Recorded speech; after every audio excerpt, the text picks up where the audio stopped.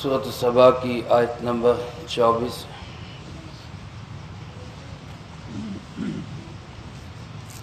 الحمدللہ وکفی وسلام علی عبادہ الذین اصطفی،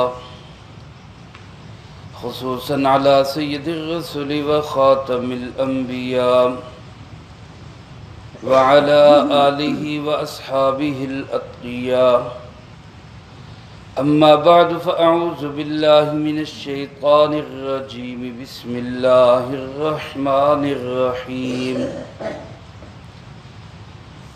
قل من يرزقكم من السماوات والأرض قل الله وإنا أو إياكم لعلى هدى أو في ضلال مبين۔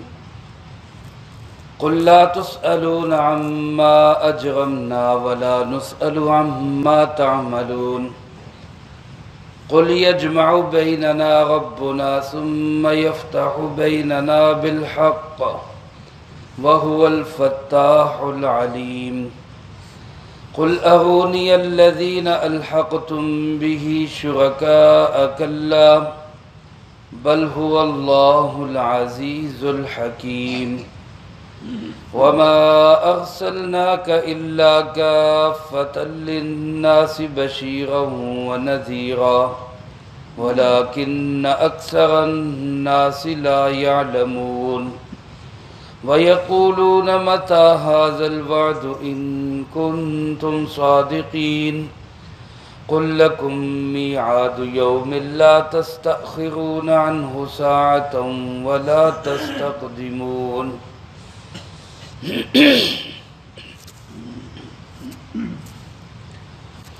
ان آیات مبارکہ میں اللہ رب العالمین نے وہی توحید کے دلائل بیان فرمائے ہیں اور شرک کا رد کیا ہے۔ مکی صورتوں میں زیادہ تر جس مسئلے سے بحث کی گئی ہے وہ عقیدہ توحید ہے، شرک کی تردید ہے۔ چونکہ مشرکین عرب زیادہ تر توحید کے ہی مخالف تھے، میرا آپ کا قرآن و سنت کا یہ عقیدہ ہے، اللہ اس کے محبوب صلی اللہ علیہ وسلم نے ہمیں یہ بتلایا ہے، اللہ ہمیں اسی عقیدے پہ رکھے اور اسی عقیدے پہ موت نصیب فرمائے کہ اللہ ایک ہے، اس کا کوئی ساجی اور شریک نہیں ہے۔ لیکن مشرکین عرب اس معاملے میں رسول اللہ صلی اللہ علیہ وسلم کے ساتھ شدید اختلاف رکھتے تھے۔ وہ کہا کرتے تھے اجعل الآلہۃ الہ واحدہ ان ھذا لشیء عجاب، یہ عجیب انسان ہے کہ اس نے سارے معبود چھوڑ کر ایک بنا لیا، اس سارے کام ایک کیسے کرے گا، یہ عجیب آدمی ہے۔ تو الٹا رسول اللہ صلی اللہ علیہ وسلم کو صحابہ اکرام رضی اللہ تعالی مجمعین کو عجیب سمجھتے تھے، توحید کی بات ان کو عجیب لگتی تھی۔ اکبر الہ آبادی نے کہا نا، رقیبوں نے رپٹ لکھوائی جا جا کے تھانے میں، اکبر نام لیتا ہے خدا کا اس زمانے میں، یعنی اللہ کا نام لینا بھی ان لوگوں کو عجیب لگتا تھا کہ یہ کیا ہوا جناب، ایک اللہ ایک اللہ ایک اللہ، جبکہ قرآن کریم نے رسول اللہ صلی اللہ علیہ وسلم نے ہمیں بار بار یہی بتایا ہے کہ ایک اللہ ہی سب کچھ کرتا ہے، اللہ سے سب کچھ ہونے کا یقین، اللہ کے حکم کے بغیر مخلوق سے کچھ نہ ہونے کا یقین، یہی توحید ہے۔ چنانچہ اللہ پاک نے اپنے محبوب صلی اللہ علیہ وسلم سے فرمایا کہ میرے محبوب آپ ان سے پوچھیں من یرزقکم من السماوات والارض، ذرا یہ تو بتاؤ کہ آسمان و زمین میں تمہیں رزق کون دیتا ہے، تمہاری روٹی روزی کا بندوبست کون کرتا ہے؟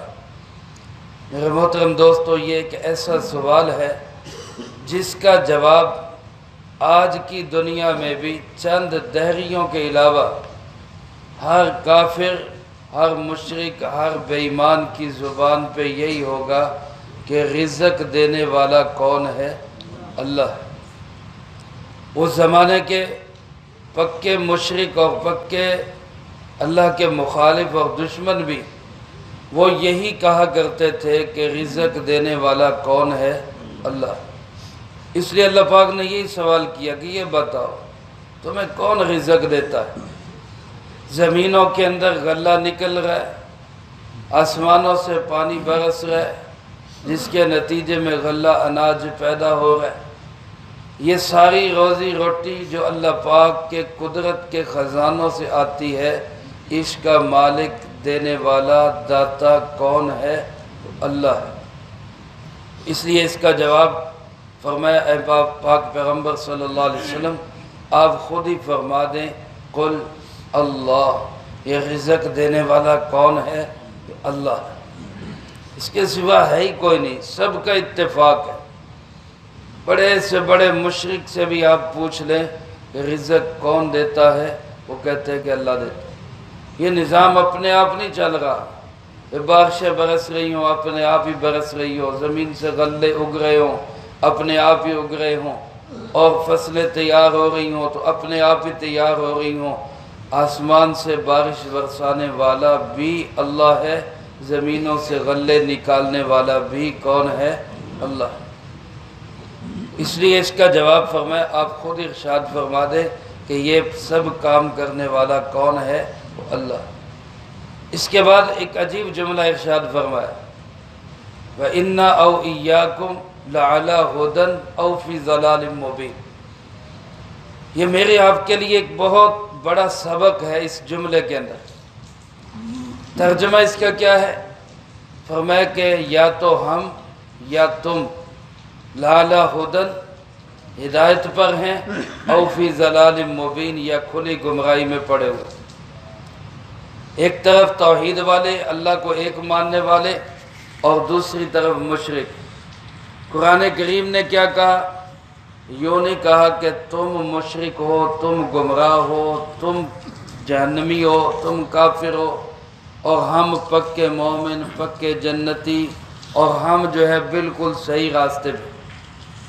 یہ انداز اختیار نہیں کیا، بلکہ کیا کہا کہ بھئی یہ دیکھو یہ توحید کے دلائل ہیں، یہ شرک کے خلاف دلائل ہے، یہاں سے توحید ثابت ہو رہی ہے، یہاں سے شرک باطل ہو رہا ہے۔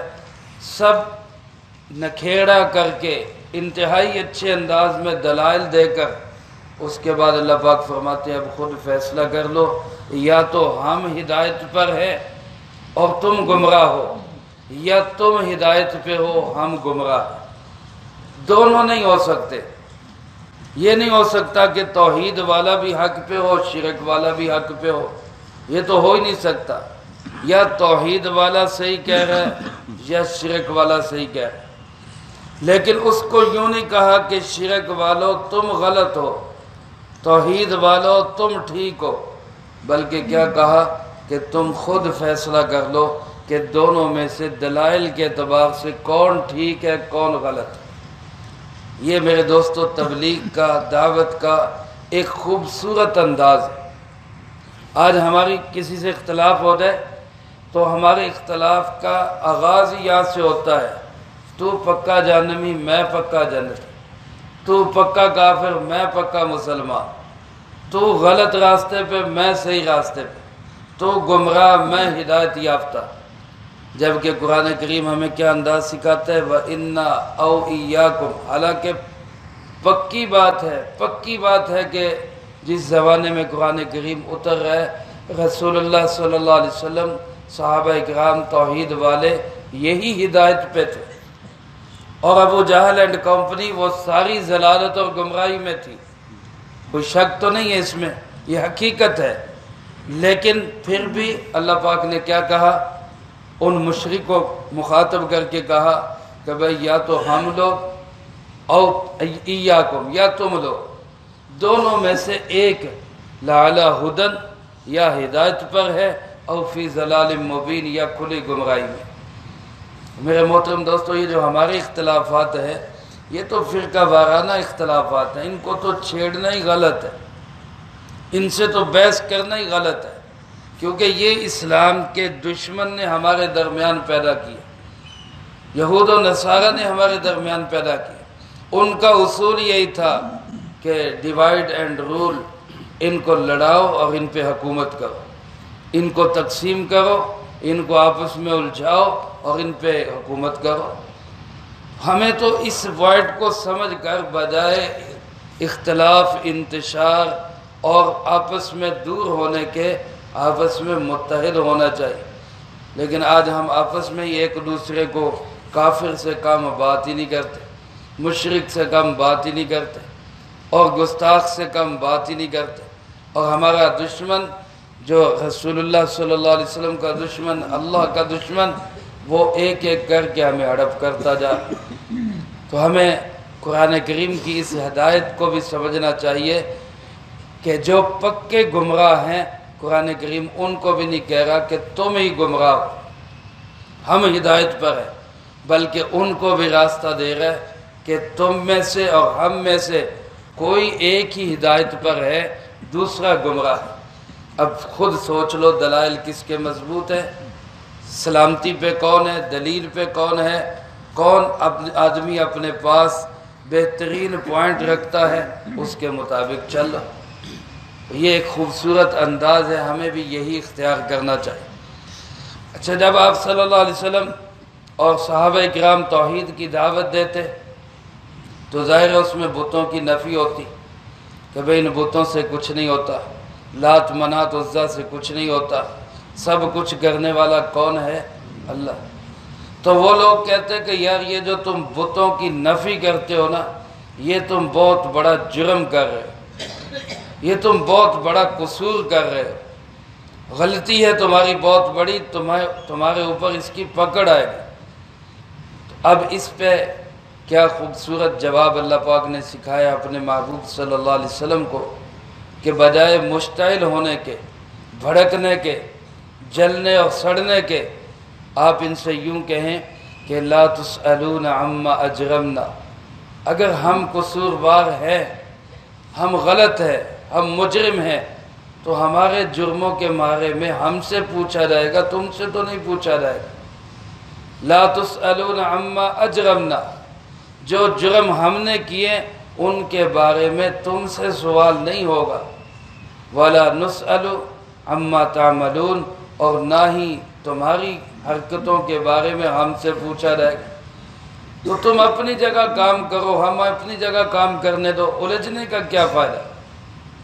تم اپنے کام پہ لگے رہو، ہم اپنے کام پہ لگے، لڑائی جھگڑے کی کوئی ضرورت ہی نہیں ہے۔ اس لیے فرمایا اگر ہم غلط ہیں، ہمارے قصور ہیں، ہمارے جرائم ہیں، تو اللہ ہم سے پوچھے گا، تم سے نہیں پوچھے گا۔ اور تمہارے اندر کوئی غلط باتیں ہیں تو تم سے پوچھ ہوگی، ہم سے پوچھ نہیں ہوگی، لہذا تم اپنا کام کرو، ہمیں اپنا کام کرنا۔ اور فرمایا میرے محبوب آپ ان کے درمیان بات یوں ختم کریں کہ یجمع بیننا ربنا، میرا پروردگار، ہمارا پروردگار، ہمارا رب، وہ ہم سب کو جمع کرے گا۔ یہ تو یقین ہے کہ ہم سب ایک میدان میں کیا ہوں گے؟ جمع ہوں گے، اللہ کے سامنے کھڑے ہوں گے۔ ثم یفتح بیننا بالحق، پھر وہی ہمارے درمیان حق کا فیصلہ کر دے گا۔ پھر کون صحیح ہے کون غلط ہے، اس کا فیصلہ کون کرے گا؟ اللہ کرے گا۔ جنت میں کس نے جانا ہے، جہنم میں کس نے جانا ہے، یہ فیصلے کا اختیار میرے آپ کے ہاتھ میں نہیں ہے، یہ کس کے ہاتھ میں ہے؟ اللہ کے ہاتھ میں۔ اس لیے میرے محترم دوستو، اللہ رب العالمین سے ہمیں ڈرنا چاہیے۔ ہم بھی بعض اوقات اپنے آپ کو پکا جنتی اور اگلے کو پکا جہنمی سمجھتے ہیں۔ حضرت حکیم الامت مولانا اشرف علی تھانوی رحمۃ اللہ علیہ فرمایا کرتے تھے کہ میں زمانہ حال کے اندر اپنے آپ کو ہر مسلمان سے کمتر سمجھتا ہوں، اور زمانہ مستقبل میں اپنے آپ کو ہر کافر سے بھی کمتر سمجھتا ہوں۔ ہو سکتا ہے اللہ پاک کافر کو ہدایت دے دے اور میری منہ سے کوئی ایسی بات نکل جائے، گمراہی کی بات نکل جائے، کفر کی بات نکل جائے، اور میری ساری زندگی کی ساری عبادتوں پہ لکیر پھیر دے۔ خاتمے کا تو نہیں پتہ نا کسی کو کیا ہوگا، یہ تو اللہ ہی جانتا ہے۔ اور معاملات کہاں پہ آ کے ختم ہوں گے؟ خاتمے پہ ختم ہوں گے۔ ہم نے اپنے بزرگوں سے سنا ہے، حضرت مولانا سید حسین احمد مدنی رحمۃ اللہ علیہ یا حضرت شیخ الہند رحمۃ اللہ علیہ میں سے کسی نے ایک ہندو کو دیکھا خواب کے اندر مرنے کے بعد، ان کے محلے میں رہتا تھا، ہندو تھا، تو اپنے اس ہندو ہمسائے کو، گلی میں رہنے والے کو خواب میں دیکھا کہ وہ جنت میں پھر رہا ہے، وہ جنت کے اندر پھر رہا ہے۔ تو بڑے حیران ہوئے اور پوچھا لالا جی آپ یہاں کہاں، آپ ادھر کدھر؟ تو اس نے کہا کہ مرنے سے پہلے مجھے اللہ پاک نے کلمہ شہادت کی توفیق نصیب فرما دی، تو اس کلمے کی برکت سے آج میں جنت کے اندر، اور میرے اس کلمے کا میرے رب کے سوا کسی کو پتہ نہیں۔ میرے محترم دوستو، معاملات ختم ہوں گے خاتمے پہ، اس لیے کبھی بھی زندگی میں کسی کے متعلق عقائد و نظریات پہ بات کر سکتے، یہ عقیدہ غلط ہے، یہ عقیدہ ٹھیک ہے، یہ ہم بات کر سکتے ہیں، لیکن کسی بندے کو ٹارگٹ کر کے کہنا کہ تو جہنمی ہے میں جنتی ہوں، یہ ہمارے ہاتھ میں نہیں ہے۔ یہ کس کے ہاتھ میں ہے؟ فرمایا وَهُوَ الْفَتَّاحُ الْعَلِيمُ، وہی فیصلے کرنے والا ہے اور وہی سب کچھ جاننے والا ہے۔ فیصلے کرنے کے اختیارات بھی اللہ کے پاس، اور ہر ایک کی دلی کیفیات کو جاننے والا بھی کون ہے؟ وہ اللہ ہے۔ فرمایا قُلْ أَرُونِيَ الَّذِينَ أَلْحَقْتُمْ بِهِ شُرَكَاءَ، اللہ پاک نے فرمایا میرے محبوب آپ ان سے پوچھے کہ یہ جو کہتے ہیں کہ فلاں بت بھی کرتا ہے، لات بھی کرتا ہے، منات بھی کرتا ہے، عزا بھی کرتا ہے، کسی سے بیٹے مانگتے ہیں، کسی سے بارشیں مانگتے ہیں، کسی سے رزق مانگتے ہیں، آپ ان سے پوچھے ارونی، ذرا مجھے دکھاؤ تو صحیح، الذین الحقتم بہ،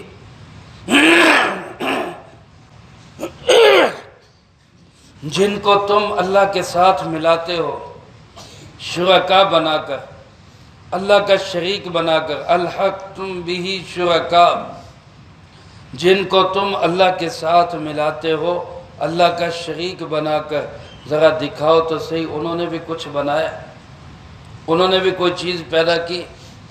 دوسری جگہ قرآن کریم نے ارشاد فرمایا ھذا خلق اللہ، یہ اللہ کی مخلوق ہے، فَأَرُونِي مَاذَا خَلَقَ الَّذِينَ مِن دُونِي، مجھے دکھاؤ تو صحیح کون سی چیز ہے جو اللہ کے سوا کسی اور نے بنائی۔ ساری کائنات میں سب کچھ بنانے والا کون ہے؟ اللہ۔ ایک مکھی مچھر معمولی سے کیڑے اور چیونٹی تک بھی کس کی مخلوق ہے؟ اللہ۔ اللہ کے سوا کوئی اور ہے تو ذرا دکھاؤ تو صحیح اس نے کیا بنایا، اس نے کون سی چیز بنائی ہے۔ آج اگر انسان اپنی عقل سے چیزیں بناتا ہے تو وہ چیزیں بھی کس نے پیدا کی ہوئی ہیں؟ وہ بھی تو اللہ نے پیدا کی۔ اپنے پاس سے کوئی چیز لا کے کوئی بنا کے دکھائے۔ جس انسان نے عقل و سمجھ سے لکڑی لوہے سے چیزیں بنائی ہیں، یہ لکڑی لوہا بھی اللہ نے پیدا کیا، اس انسان کو پیدا کرنے کی عقل بھی کس نے دی؟ اللہ نے دی۔ تو اپنے پاس سے تو کچھ نہیں بنایا، تو اللہ فرماتے ہیں، سوال کرتے ہیں بتاؤ تو صحیح کیا بنایا انہوں نے؟ پھر خود ہی فرمایا کلا، ہرگز نہیں دکھا سکتے، کچھ نہیں دکھا سکتے، کیونکہ پیدا ہی کسی نے نہیں کیا۔ بل هو اللہ العزیز الحکیم، پیدا کرنے والا وہی اللہ ہے جو غالب بھی ہے، حکمتوں والا بھی ہے۔ یہاں تک توحید کی بات کر کے آگے اللہ پاک نے پیارے آقا جناب محمد کریم خاتم النبیین صلی اللہ علیہ وسلم کی رسالت کی بات کی۔ فرمایا وما ارسلناک الا کافۃ للناس، اے میرے محبوب صلی اللہ علیہ وسلم، ہم نے آپ کو تمام انسانوں کی ہدایت کے لیے رسول بنا کے بھیجا ہے، کافۃ للناس۔ میرے محترم دوستو، پہلے جتنے بھی انبیاء علیہ السلام تشریف لائے وہ قومی نبی ہوتے تھے، علاقائی نبی ہوتے تھے۔ حضرت موسیٰ علیہ السلام اپنی قوم کے نبی ہیں، عیسیٰ علیہ السلام اپنی قوم کے نبی ہیں۔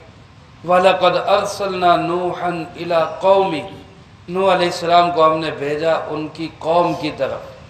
وَإِلَىٰ عَادٍ أَخَاهُمْ هُودًا، قوم عاد کی طرف انہی کے بھائی ہود کو بھیجا، اور قوم سمود کی طرف حضرت صالح علیہ السلام کو انہی کی قوم سمود کے لیے بھیجا۔ قوم سے باہر وہ نبی نہیں ہوا کرتے تھے، وہ اپنی صرف قوم کی ہدایت کے لیے آیا کرتے تھے۔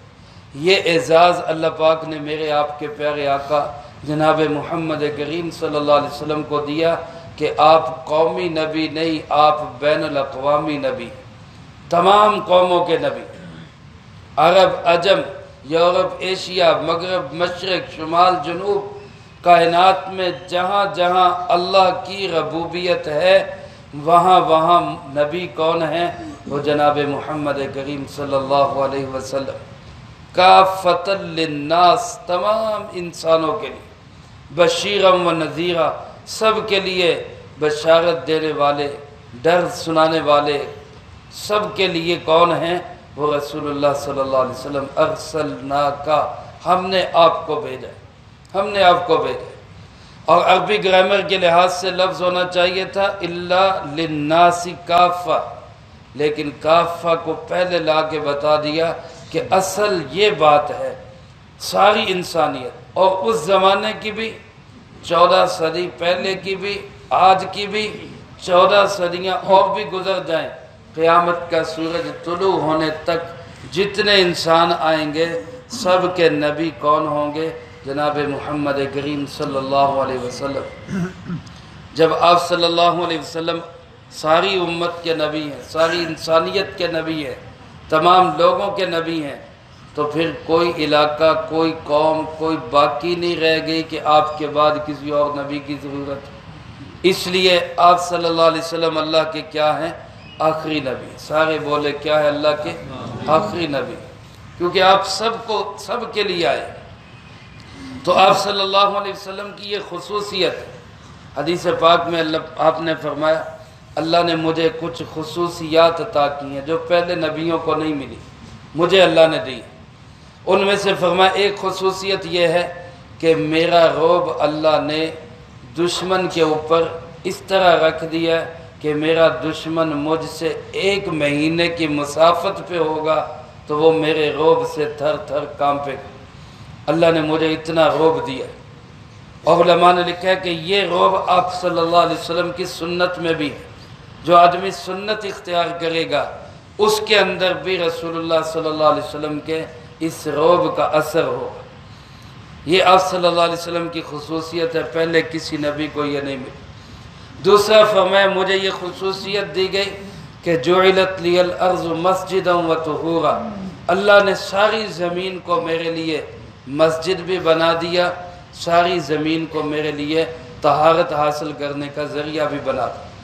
پہلے انبیاء علیہ السلام اور ان کی امتوں کو جب عبادت کرنی ہوتی تو ان پہ لازم تھا کہ وہ عبادت گاہ میں آئے، اس کے بغیر ان کی عبادت ہوتی نہیں تھی۔ رسول اللہ صلی اللہ علیہ وسلم کی امت کو یہ خصوصیت اجازت دی گئی، آپ کو اور آپ کی امت کو، آپ کی برکت سے، کہ جہاں عبادت کا ٹائم ہو جائے وہیں پہ نماز پڑھو۔ ہر جگہ زمین پہ نماز پڑھی جا سکتی، ہر جگہ زمین پہ اللہ کی عبادت اور اس کو سجدہ کیا جا سکتا ہے۔ یہ رسول اللہ صلی اللہ علیہ وسلم کا اعزاز ہے۔ پہلی امتیں ان کو پاکی حاصل کرنے کے لیے صرف پانی سے وضو کرنے کی اجازت تھی، اس کے علاوہ پاکی کا اور کوئی ذریعہ نہیں تھا۔ آپ صلی اللہ علیہ وسلم کی برکت سے اس امت کو اور آپ کو یہ خصوصیت ملی کہ اگر پانی نہیں ہے یا استعمال کرنے پہ قادر نہیں ہے تو مٹی سے تیمم بھی کر سکتا ہے، اس سے بھی پاکی حاصل کر سکتا ہے۔ تو زمین کو آپ کے لیے طہارت کا ذریعہ بنا دیا۔ اور ایک فرمایا کہ اللہ نے مجھے یہ خصوصیت دی ہے کہ قیامت کے دن شفاعت کبریٰ کا حق مجھے حاصل ہوگا۔ جو بڑی سفارش ہوگی، ساری مخلوق اور ساری امتوں کی جو سفارش ہوگی، خاموش ہو جاؤ۔ فرمایا یہ جو ساری امتوں کی سفارش ہوگی، یہ سفارش صرف مجھے اختیار ہوگا، کسی اور کو یہ حق حاصل نہیں ہوگا۔ اور ایک فرمایا کہ مجھے یہ خصوصیت اللہ پاک نے عطا کی کہ ختم بی النبیون، اللہ نے مجھ پہ ختم نبوت کا تاج سجایا، میرے سر پہ ختم نبوت کا تاج سجایا۔ اور ایک خصوصیت فرمایا مجھے یہ دی کہ اللہ نے مجھے تمام انسانوں کی طرف بھیجا ہے، پہلے نبی آتے خاص قوموں کے لیے آتے، خاص علاقوں کے لیے آتے، مجھے اللہ نے تمام انسانیت کے لیے بھیجا۔ لیکن فرمایا وَلَٰكِنَّ أَكْثَرَ النَّاسِ لَا يَعْلَمُونَ، اکثر لوگ اس حقیقت کو جانتے نہیں۔ اس لیے آج لوگ کہہ دیتے ہیں جی نہیں آج جدید دور ہے جی، وہ تعلیمات پرانی ہو گئی جی، وہ اب وقت گزر گیا جی۔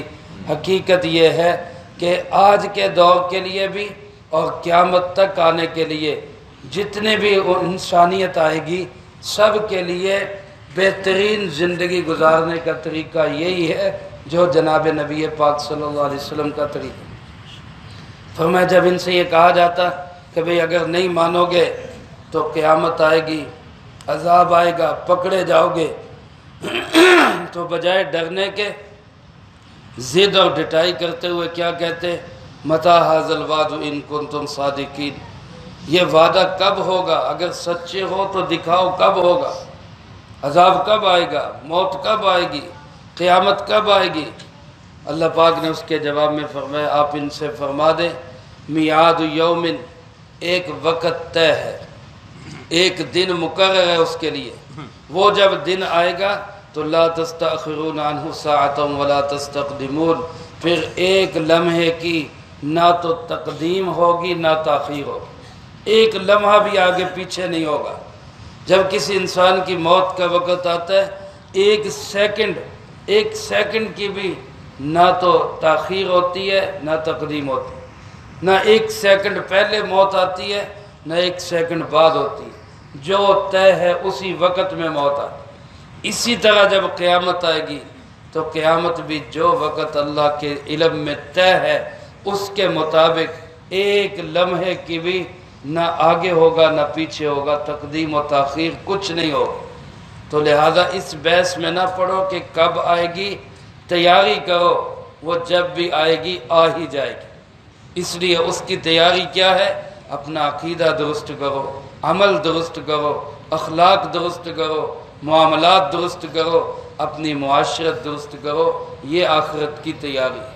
اللہ مجھے آپ کو سب کو اس کی توفیق نصیب فرمائے، جو کہا سنا اس کو زندگی میں لا کے دوسروں تک پہنچانے کی توفیق عطا فرمائے۔